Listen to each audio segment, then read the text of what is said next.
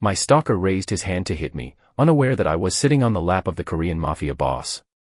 10 minutes earlier, Naomi had been nothing more than a hunted animal weaving through the crushing bass and strobe lights of the Lotus Club. She had not wanted to come out. She had wanted to stay in her apartment with the deadbolt thrown and the lights off, pretending she did not exist. But her roommate, Sarah, had insisted. You see, not let him turn you into a ghost, nay, she said. One night. Just one night to prove you still alive. It was a mistake. A catastrophic, suffocating mistake. Naomi felt him before she saw him. It was a sensation like ice water poured down her spine, a prickling awareness that made the fine hairs on her arms stand up. She turned near the bar, her drink forgotten in her hand, and saw him across the dance floor. Marcus. He should not have been there. The restraining order in her purse said he was supposed to be 500 feet away. But Marcus had never cared about laws, boundaries, or the word no. He was standing near the entrance, his eyes scanning the crowd with that manic, predatory intensity she knew too well. He looked disheveled, his jaw set tight, the veins in his neck bulging. When his gaze locked onto hers, a twisted smile broke across his face. It was not a smile of greeting, it was the smile of a man who had finally cornered his prey. Naomi dropped her glass. It shattered, the sound lost in the thumping EDM track. She turned and ran. Panic made her movements clumsy. She shoved past sweating bodies, earning curses and spilled drinks, but she did not care. She needed an exit. But the main doors were blocked by the influx of new arrivals, and the back exit was through the kitchen, too far away. Marcus was cutting through the crowd like a shark through water, aggressive and fast. She could see his red flannel shirt bobbing closer, relentless. She was trapped. Her eyes darted frantically around the room until they landed on the velvet rope of the VIP section. It was raised on a platform, separated from the chaos of the main floor by heavy curtains and burly security guards. It was a sanctuary for the untouchables, the celebrities, the politicians, the criminals who ran the city. Naomi did not think. Instinct took the wheel. She sprinted toward the roped-off area. The bouncer, a mountain of a man with an earpiece, stepped forward to block her. List only, sweetheart, he rumbled. Please, Naomi gasped, risking a glance over her shoulder. Marcus was 30 feet away. He had seen her destination. His pace quickened. He's going to hurt me. The bouncer looked past her, saw the aggressive man approaching, and hesitated. In that split second of hesitation, Naomi ducked under his arm. She scrambled up the 3 steps into the dimly lit lounge, her breath tearing at her throat. The VIP section was a different world. The music was muffled here, replaced by the hum of expensive conversation and the clink of crystal. The air smelled of Cuban cigars, leather, and money. Naomi froze, realizing she had nowhere left to go. The section was a dead end, a semicircle of plush booths occupied by people who would not hesitate to call security on a frantic woman in a cheap dress. Marcus was at the ropes now. She heard him shouting at the bouncer, heard the sickening thud of a fist hitting flesh. He was fighting his way in. Naomi spun around, her heart hammering against her ribs like a trapped bird. She needed cover. She needed a shield. Her eyes landed on the center booth. It was occupied by a group of men in immaculate dark suits, but the man in the middle drew the eye like a black hole. He was leaning back, one arm draped casually over the leather backrest, a glass of amber liquid in his other hand. He was not talking. He was watching the room with an expression of profound, terrifying boredom. His features were sharp, angular, and devastatingly handsome, but his eyes were voids, cold, dark, and utterly devoid of mercy. He looked like danger. But he looked like controlled danger. Marcus burst past the curtain, his face flushed with rage. Naomi, he roared, his voice cutting through the sophisticated murmur of the lounge. She had seconds. Naomi did the unthinkable. She walked straight to the center booth. The men surrounding the central figure started to stand, hands reaching inside their jackets, but the man in the middle made a subtle motion with his finger, a minute twitch that froze them in place. Naomi did not look at the guards. She looked at the men. She stepped between his spread knees and, without a word, turned and sat directly on his lap. She felt his body go rigid beneath her. It was like sitting on a statue carved from marble and steel. His thighs were hard, unyielding. She could smell him now, a distinct, intoxicating blend of sandalwood, expensive whiskey, and something metallic, like rain on hot pavement. She trembled, waiting for him to shove her off. Waiting for him to throw her to the wolf. "Please," she whispered, the word barely audible. She did not look at him. She looked straight ahead at the entrance of the booth, where Marcus had just appeared. The stranger did not push her away. Slowly, terrifyingly slowly, she felt a hand settle on her hip. It was not a comforting touch. It was heavy, possessive, and hot enough to burn through the fabric of her dress. "Interesting," a voice murmured in her ear. It was a deep baritone, wrapped in a smooth, dark accent that she could not place immediately. "You have 3 seconds to explain why you are not currently dead." Naomi could not speak. Her throat had closed up, choked by the dual terror of the men approaching her and the men beneath her. She pressed back against the stranger's chest, instinctively seeking the warmth and solidity of him. The hand on her hip tightened, his fingers digging into her flesh with bruising force, grounding her. Marcus stood at the edge of the booth, panting heavily. His knuckles were bloody from the bouncer, his eyes wild and bloodshot. He looked like a madman in a church. "Get up," Marcus snarled, ignoring the 5 men in suits who were staring at him with the impassive curiosity of butchers evaluating a carcass. "Get your ass up, Naomi. You think you can hide in here?" "With him?" Naomi flinched. The reaction was involuntary, a conditioned response to the tone that had preceded every slap, every shove, every night spent crying on the bathroom floor for the last 2 years. The men beneath her shifted. He took a sip of his drink, the glass clinking softly against his teeth. He did not look at Marcus. He was looking at Naomi's profile, studying the fear etched into her features with clinical fascination. "Is this thing yours?" the stranger asked calmly. He did not point. He did not raise his voice. He referred to Marcus as thing with such casual dehumanization that it sent a shiver through Naomi. He my ex," Naomi managed to whisper. "He would not leave me alone." "You lying bitch." Marcus screamed, stepping into the booth's personal space. Spittle flew from his lips. "She's mine. She belongs to me. Tell him, Naomi. Tell him you're leaving with me right now." The air in the VIP section had changed. The background chatter had died. The music seemed to fade into a dull throb. Every eye in the vicinity was locked on the scene. The stranger finally turned his gaze toward Marcus. It was a slow, lazy movement. "She seems occupied," he said, his voice flat. "And you are interrupting my drink." Marcus laughed, a harsh, jagged sound. He was too far gone, too blinded by his own toxic entitlement to see what was sitting right in front of him. He did not see the predator, he only saw another man touching what he considered his property. "I do not care who you are," Marcus spat, puffing out his chest. "You rich pricks think you can take whatever you want. She's coming with me." He lunged forward, grabbing Naomi's wrist. The contact was electric and painful. Naomi cried out as he yanked her. She tried to stand, her legs scrambling for purchase, but the stranger's arm clamped around her waist like an iron band, anchoring her to his lap. "Let go," the stranger said. It was not a request. "Let her go." Marcus yelled back, engaging in a tug-of-war with Naomi's body. "She's trash, man. She's nothing. You want her? You can have her after I'm done teaching her a lesson." Naomi squeezed her eyes shut, tears leaking out. This was it. The humiliation was complete. She was being fought over like a piece of meat, devalued and insulted in front of the entire club. She waited for the stranger to release her. Why would not he? Why would a man like this risk a brawl for a woman he did not know? But the stranger did not let go. Instead, he set his glass down on the table with a deliberate click.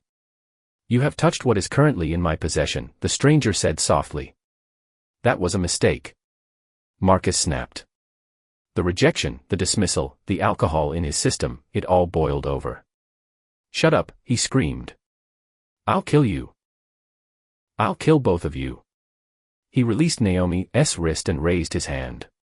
It was a motion Naomi knew intimately. The pullback of the shoulder, the clenching of the fist, the weight shifting forward. She had seen it 100 times in her kitchen, in her hallway, in the parking lot of her job. It was the motion that promised pain. She cringed, pulling her knees up, burying her face in the stranger's neck, bracing for the impact. She waited for the explosion of pain in her jaw or her temple. She waited for the taste of blood. "Do not," she whimpered into the expensive fabric of the stranger's suit. Marcus swung. The sound was not a slap. It was not the wet thud of a fist hitting a face. It was a sharp, sickening crack, like a dry branch snapping in a winter storm, followed instantly by a howl of agony that tore through the VIP lounge. Naomi flinched, but the pain never came. Slowly, she peeled her face away from the stranger's neck and opened her eyes. The stranger, Seongji, though she did not know his name yet, had not moved his body. He had not stood up. He had not even spilled a drop of the whiskey that was still sitting on the table. His left arm was still wrapped securely around Naomi's waist. But his right hand was in the air. He had caught Marcus's fist inches from Naomi's face. But he had not just caught it. Seongji's fingers were wrapped around Marcus's hand, crushing it. The angle was all wrong. Marcus's wrist was bent backward to a degree that defied anatomy. Marcus was on his knees now, not out of supplication, but because the pressure being exerted on his hand was forcing his entire body down to the floor. "You," Seongji said, his voice terrifyingly conversational, "lack discipline. Let go. You re-breaking it. Oh God, you re-breaking it." Marcus shrieked, his face drained of color, sweat popping out on his forehead. The bravado was gone, replaced by primal, animalistic fear. Seongji looked at Marcus with mild distaste, as if he were a stain on the carpet. "I am not breaking it," he corrected calmly. "I am pulverizing it." He squeezed. Another crunching sound echoed, louder this time. Marcus screamed, a high-pitched, wailing sound that made the other patrons recoil. 8, Seongji murmured. "That feels like 8 carpals. A complete reconstruction will be unlikely." Naomi stared, horrified and mesmerized. She was sitting on the lap of a monster. She realized that now.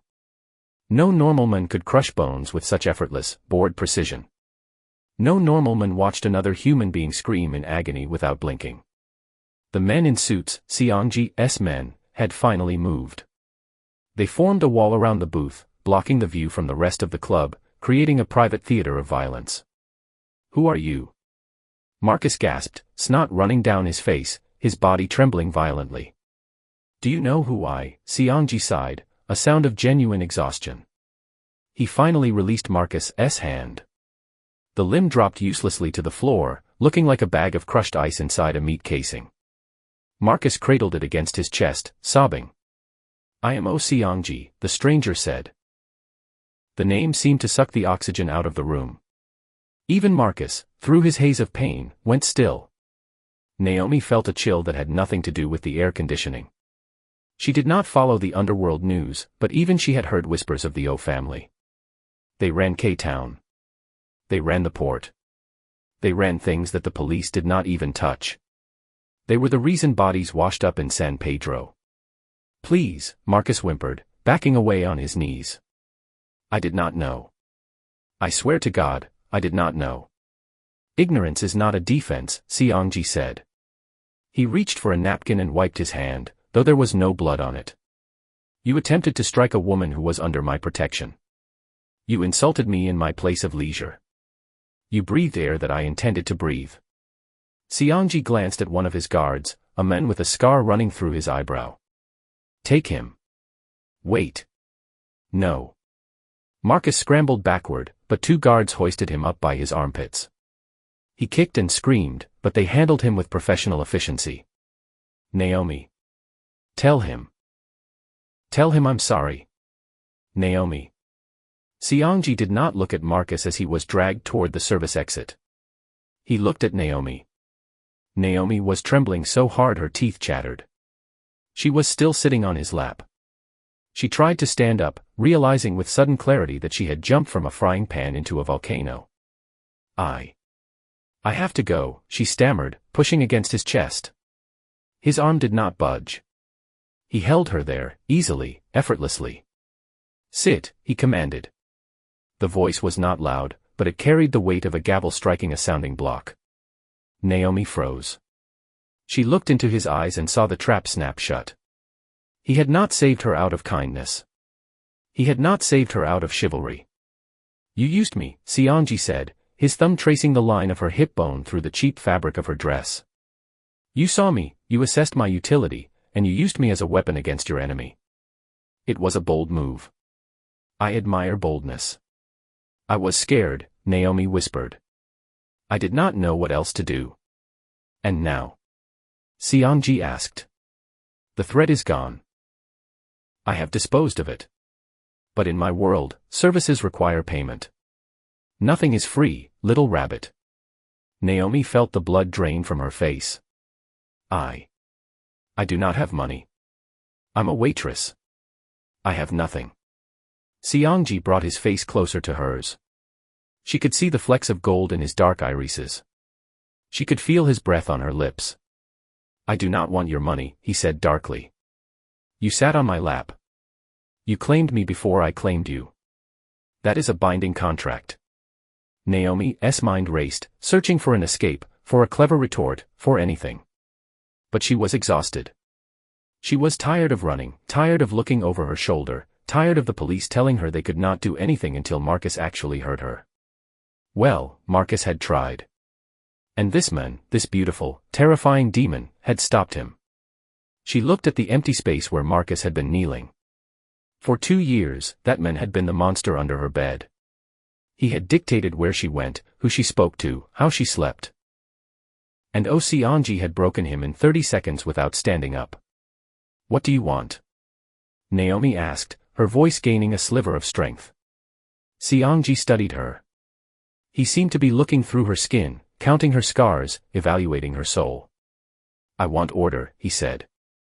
"You brought chaos to my table. Now you must restore the balance."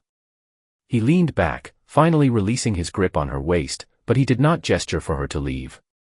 He picked up his glass again. "You have a choice," he said. "You can walk out of here. You can go back to your apartment, back to your job, back to looking over your shoulder. Marcus will not bother you again, I assure you. His hand will never hold a weapon, or anything else, ever again. But he has friends. He has anger. And the world is full of men like him." He took a sip of whiskey, watching her over the rim of the glass. "Or," he continued, "you stay. You finish this drink with me. You leave with me. And from this moment forward, you are under the banner of the O family." "And what does that mean?" Naomi asked, though she suspected she knew. "What is the price?" "Ownership," Sionji said simply. "Total and absolute. You answer to me. You live where I say. You go where I say. In exchange, no one touches you. No one looks at you wrong. If the devil himself knocks on your door, I answer it." It was a horrific offer. It was slavery. It was trading freedom for a cage. But Naomi looked down at her shaking hands. What freedom did she have? The freedom to be terrorized. The freedom to be poor and scared. The freedom to wait for the night Marcus finally decided to use a knife instead of his fists. She looked at Sionji. He was not looking at her with lust, exactly. It was possession.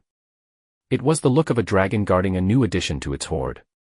But beneath the coldness, she saw something else. Honesty. He was not lying to her. He was not pretending to be a nice guy who just wanted to buy her dinner. He was telling her exactly what he was, a monster who offered protection from other monsters. Naomi realized then that she did not want a hero. Heroes followed rules. Heroes hesitated. She needed a villain. She needed someone who could break bones and not blink. She stopped trembling. The fear that had been her constant companion for 2 years began to recede, replaced by a strange, dark resolve. Naomi reached out. Her hand was steady as she picked up the bottle of expensive whiskey from the table. She poured a splash into Sionji's glass, refilling what he had drunk, and then, boldly, poured a splash into the empty glass sitting opposite him. She did not stand up. She did not move to the other seat.